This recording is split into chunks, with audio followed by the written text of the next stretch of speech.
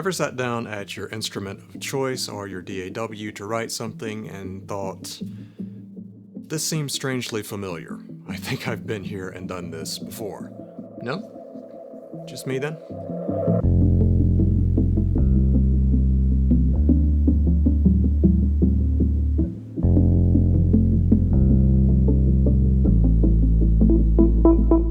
We all have our own specific bag of tricks that we like to pull from, but I think most of us as artists and composers don't want to simply write the same piece of music over and over, as much as those Spotify playlists may want us to. I personally love improvisation, but there's always a certain sameness that tends to come out of it, at least until I take it to that next step and actually develop those raw materials that I've come up with. But in music, I see it thrown around quite a bit in certain corners of the internet that the less you plan something, the more pure it is.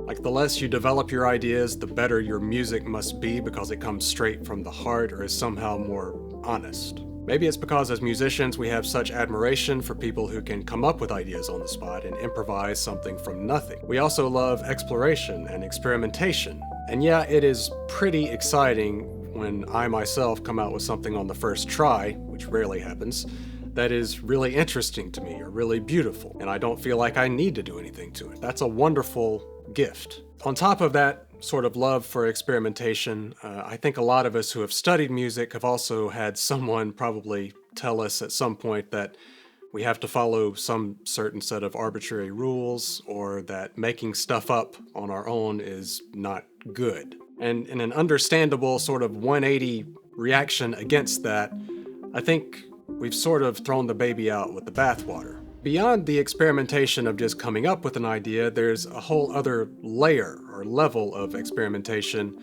that we never tap into if we just leave something as an improvisation.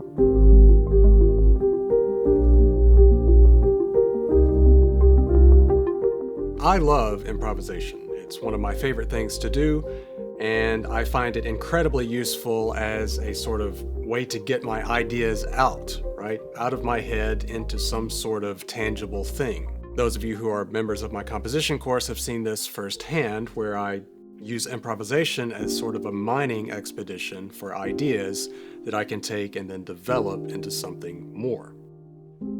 I liked everything until that last chord progression there.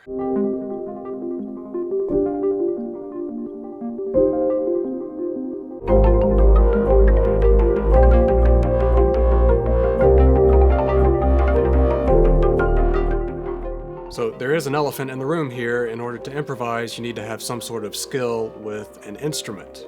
At least enough ability to be able to explore somewhat effectively. You don't have to be a virtuoso. It's a really different experience to programming something in MIDI or programming something with a sequencer, because there's just something about the tactile interaction and give and take that you have when physically playing an instrument. You'll be able to find those ideas much more quickly. For those of you who already have some proficiency with an instrument, I'm going to tell you a couple of techniques that I personally like to use that just help my improvisations be a little bit more focused from the beginning, and the more intentional I can make the improvisation, the easier I find that it is to then take it and use it in the context of a larger composition to develop it. One of my favorite things to do is limit the number of voices that I'm playing at one time.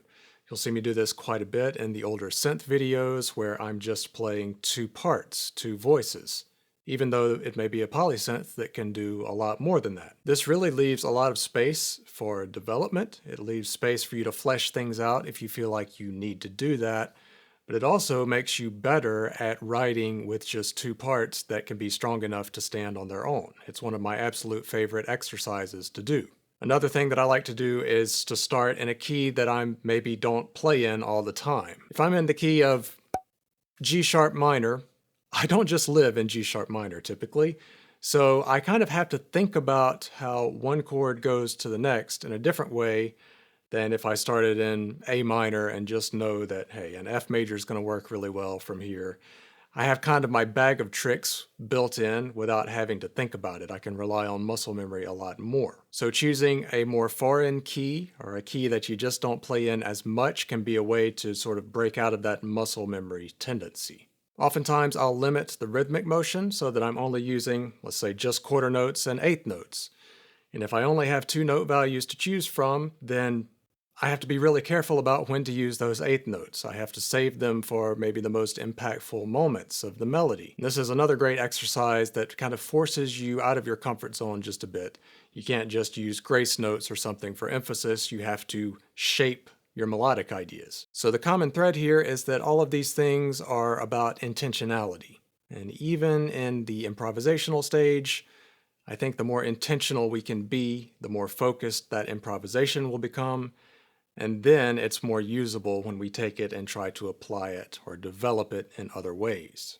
I mentioned in a previous video that I think in electronic music especially, we've devalued learning more traditional instruments to the point where, some people don't see the value in it at all. More traditional instruments like a piano or a guitar are intrinsically limited in the number of sounds that they can produce. But this is actually a good thing, and it allows you more freedom to push notes around. And that's where we actually start to develop a deeper understanding of harmony, I think. More limited in sound, yes, but also more flexible harmonically and melodically. So improvising in this way is incredibly great at giving me a starting point. And there have certainly been times when I've just stopped there. I have entire albums that are just recorded improvisations, and I felt like that was all it needed, and I really liked the sort of spontaneity of that.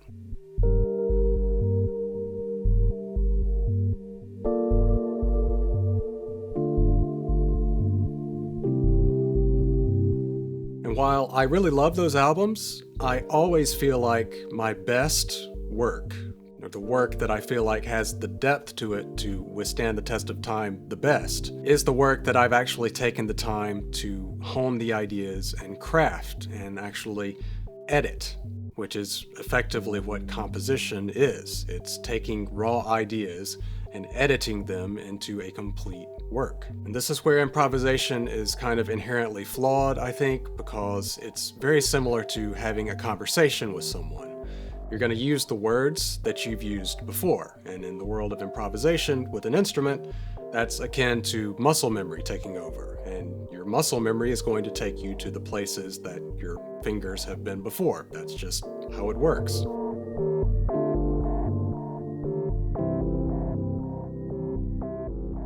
So the sort of intrinsic problem with improvisation is that we tend to draw from things that we've already done, places our hands have already been. This is why relying on muscle memory solely is a bit dangerous. And this is a problem that I struggle with too. It's starting to sound like my other improvisations. And there's this fine line here between staying consistent to your harmonic language or your artistic voice and just rehashing the same ideas over and over. Some of my favorite composers like Ravel and Prokofiev certainly have their own individualistic style that you can quickly identify as that composer.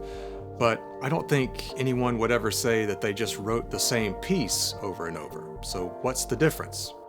Actually, this is YouTube, so I'm sure someone will say that they did that.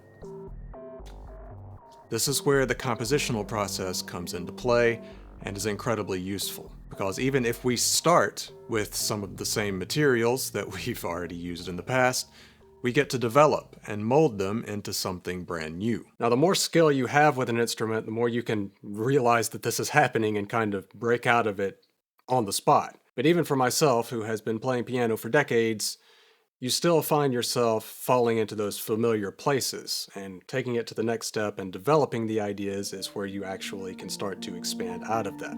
I just talked about this very subject in my video about making more interesting arpeggios. In my waltz in G minor, I improvised a simple descending arpeggio, but once I stepped back and began to write it down, I realized that it was too harmonically static. But my muscle memory had led me down this sort of all too familiar path, which is why improvisation can be a bit tricky, and sometimes we need to take that another step further and compose. So I started to experiment with variations until I landed on something that I liked.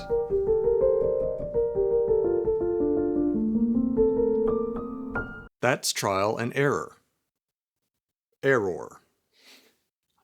Definitely from the South. And that's composition. It isn't magic, it's a process. I once heard author John Hendrickson say that he had come to think of his stuttering as an opportunity. It actually made him think through his ideas more carefully before he said them. Because stuttering is a neurological condition, it's not something that one can control. He had to take this extra time out of necessity. But instead of allowing this to frustrate him, he actually used that time as an editorial buffer before he said something that he didn't really want to say. Now, this is exactly the effect that writing my ideas down has for me. Taking the time to write something down is in and of itself an editorial process because you're taking the time to sort of figure out exactly what you want to commit to paper or to MIDI. You have to actually think your idea through, and if there are weaknesses in there that you might just glass over in your improvisation, when you start writing them down, you say, oh, actually, maybe I don't want to double here. And I often find that, like, say if I've improvised a melody and I've been a little lazy, say I've included too many of the same note and then it sounds like the melody is too centered, I may not even realize that until I take the time to write it down and examine it a bit more closely and edit that melody. There are other times when my ear will catch something that I identify as a weakness, but I don't really understand what's going on because it's happening in the moment. Whereas if I go back and attempt to write that idea down, I can see it very clearly. It's like, well, there it is. There's the problem. So just taking that extra step almost always reveals the issue and allows me the opportunity to go back and fix it. I think composition is a modular process. And I don't mean modular synthesis because that was another video entirely.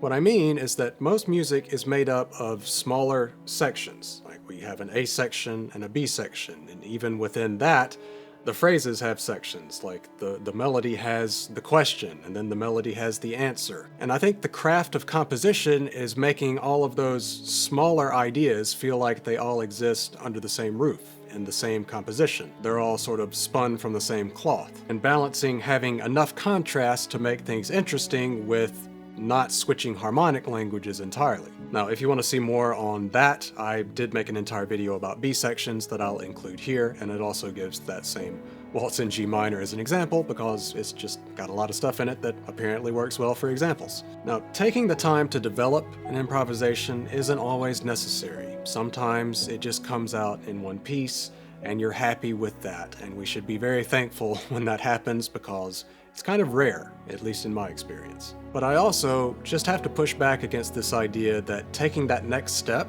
and starting to develop your ideas will somehow weaken them or lessen them. In fact, I think if the composer has taken the time to develop the craft and skill of being able to edit, then it should actually strengthen that idea. Because editing, composing, is a skill in and of itself.